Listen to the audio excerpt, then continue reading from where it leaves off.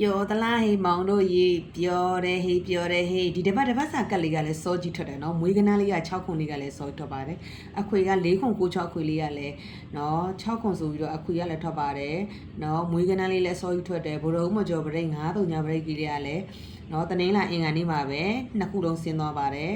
နော်မပြောက်စားတို့ပတ်တိတစ်တလုံးလေးကလည်းအစောကြီးဆင်းသွားပါတယ်တနင်္လာနေ့မှာ1 4ဆိုပြီးတော့9ပရိတ်လေးနဲ့နော်ဆင်းသွားပါတယ်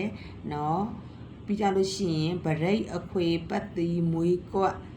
အကုန်ဆင်းသွားပါတယ်ကီးနဲ့ဝမ်းချင်းလေးလည်းထပ်ပြီးထားတာနော်ကီးနဲ့ဝမ်းချင်းလေးမှာလည်းကီးလေးကလည်းအပီပေါက်3 8ဆင်းတယ်နော်ပြီးကြလို့ရှိရင်ကီးနဲ့ဝမ်းချင်းထဲမှာလည်း6 8ဆိုပြီးတော့ထွက်ခဲ့တယ်နော်ခေခေအဲ့ဒီကြားထဲမှာပဲစက်တိုက်လုံးမိုင်လေးတွေပတ်တီလေးတွေဝမ်းချင်းလေးတွေကစက်တိုက်အောင်ခဲ့တယ်နော်ခရင်ရဲ့ကောက်ထဲမှာဝင်ကြည့်ပါနော်ပွဲသိမ်းမှာလည်း1 3ညဆိုနဲ့အောင်ခဲ့တယ်နော်နောက်အပတ်တွဲဗုဒ္ဓဦးမကျော်ဗရိတ်ကလေးလို့ရှိလို့ရှိရင်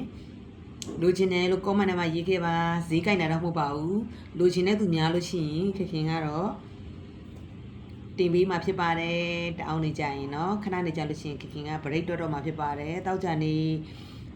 နောက်ဘိတ်ကနန်းနဲ့ကြာတာ break နောက်ဘိတ်ကနန်းကိုခင်ကပါ break power နက်ခတ်လေးကိုတွက်မှာဖြစ်ပါတယ်တွက်ပြီးလို့ရှိရင်ရလာတဲ့ဥစ္စာကနောက်အပတ်တွက်ဘုံထုံးမကျော် break ဖြစ်မှာပါနော်လိုချင်တယ်ဆိုရင်လိုချင်တော့ရေးခဲ့ပါဗီဒီယိုလေးကို like and share လေးလုပ်ခဲ့ကြပါနော်အဆင်ပြေကြပါစေဒီတစ်ပတ်မနှဲအောင်နေနော်